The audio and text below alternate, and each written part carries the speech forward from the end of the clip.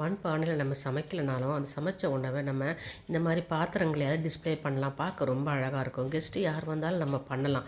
நம்ம தட்டுங்க வெரைட்டியாக வச்சுட்டு குழித்தட்டு சப்பாத்திக்கு வைக்கிறதுக்கு, அதே மாதிரி ஊத்தாப்பம் டிஃபனுக்கு, அதே மாதிரி கஞ்சிகள் வச்சு சாப்பிட்றதுக்கோ, கம்பங்கூழ் கேப்பக்கூழ் இந்த மாதிரி சட்டிங்களை வச்சுக்கலாம். அதுக்கு மேலே மூடியெல்லாம் இருக்குது, அதையும் நம்ம சாப்பிட்றதுக்கு வச்சுக்கலாம். பொரியலுக்கு தட்டுங்க, குட்டி குட்டி தட்டுங்க, ஊறுகாய் வைக்கிறதுக்கு, அப்பளம் வைக்கிறதுக்கு, அதே மாதிரி பாயசத்துக்கு, ஐஸ்கிரீமுக்கெல்லாம் இந்த மாதிரி கப்பை யூஸ் பண்ணிக்கலாம்.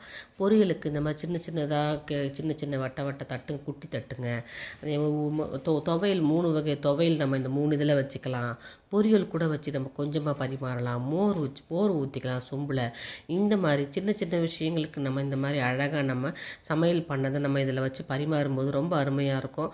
நமக்கும் சந்தோஷமாக இருக்கும். வர்றவங்களும் இதை பார்க்கும்போது ரொம்ப அருமையாக இருக்குன்னு அவங்க வீட்டில் அவங்களும் போய் அதை ஃபாலோ பண்ணுவாங்க. அதனால் நம்ம கூடுமான டிஸ்பிளேயாவது மண் பாத்திரத்தை நம்ம டிஸ்பிளே பண்ணுவோம்.